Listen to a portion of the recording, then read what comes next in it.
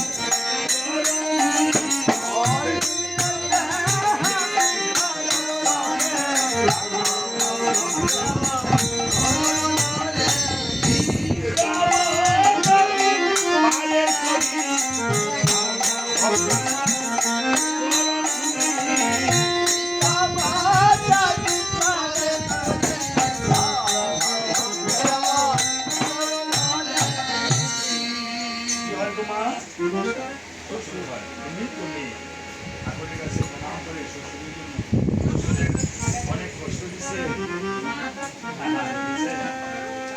এই জীবনে আসলে এই মেয়েটা পুত্রবধূ হয়ে সে কষ্ট পাইছে বেশি কেন?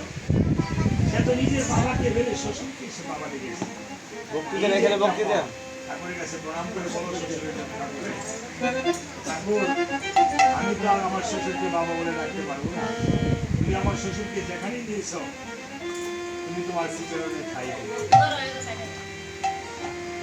যেন শাখা সিঁদুর অক্ষুণ্ণ থাকে আমাকে লাগে।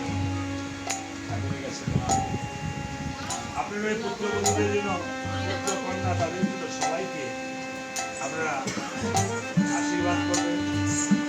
আজ আমার হাতে আমাকে ছেলেটা শুভর সাথে কথা বলে আমাকে এনেছে আপনাদের চরণগুলি পাওয়ার জন্য রামায়ণ কীর্তনে এই নয়ন ভগবানের টাকা তুলে দিয়েছে আমার হাতে। আমি ভগবানের কাছে রামচন্দ্র জগৎ বিষয়ের কাছে প্রার্থনা করছিলাম আর এই টাকা একদিন ভবসিন্ধু পাড়ের বেলায় করি হিসেবে চলে যায়। হরিবল হরিবল।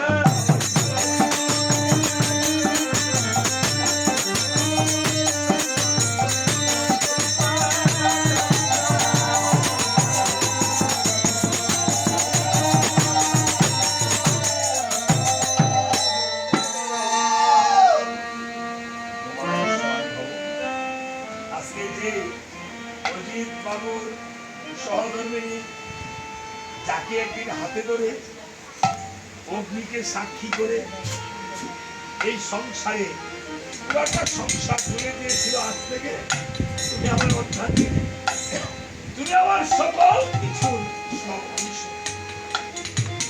এই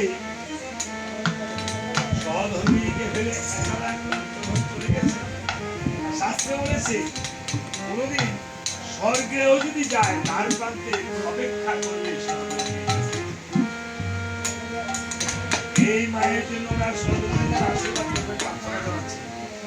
এই টাকা যেন ওনার স্বামীর পাড়ের পজিশনে চলে যায় এবং এই পুত্রবধূ যে দক্ষিণান্ত করেছে এই পুত্রবধূকে দক্ষিণ যেন শ্বশুরের পাড়ের পজিশনে চলে যায়। সবাই হরে রাম বলে ধ্বনি করেন হরে রাম হরে রাম।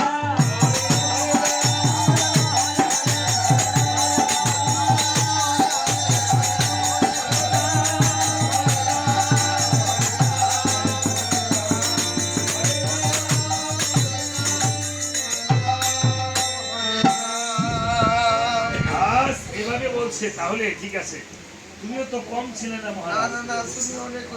এবার বস্ত্রটা দুই ভাই পুত্রবধূরা সন্তানেরা সবাই দিবা, বড় ভাই বস্ত্রটা এবার করেছিল কেমন?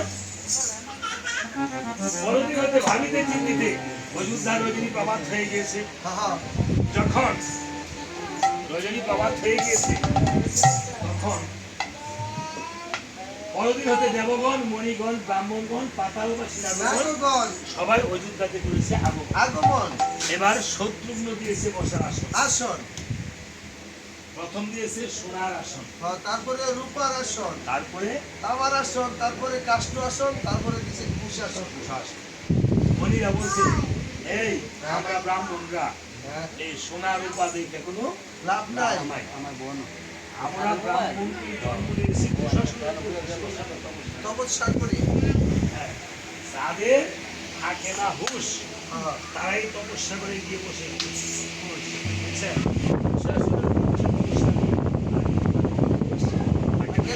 সবাই বসে বলো, সবাই বসে পড়েছে। এবার বড় তাইসা সবাই সেইভাবে চাই সেইভাবে এখন আমরা কি করতে পারি? মার্কণ্ডমণি গেছে, এখন তোমরা বস্ত্র নাম করো।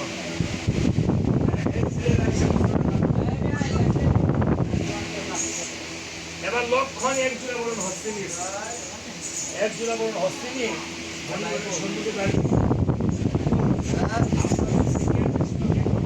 তাকে আমি অগ্রে করবো বস্ত্রদান। বস্ত্রদান বলছে লক্ষণ যখন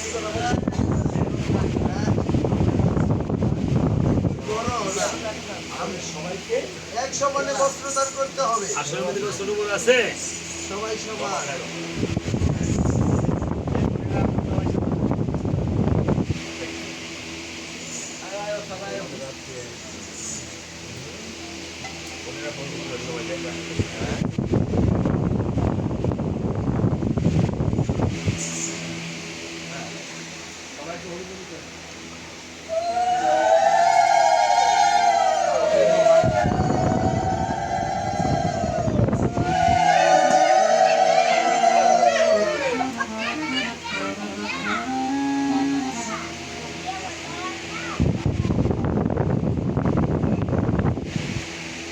একজনে বলুন হস্তিনী বলছে মণিগঞ্জ হ্যাঁ আপনাদের মধ্যে কে জ্যেষ্ঠ কে কনিষ্ঠ আর যাকে অগ্রে বস্ত্রদান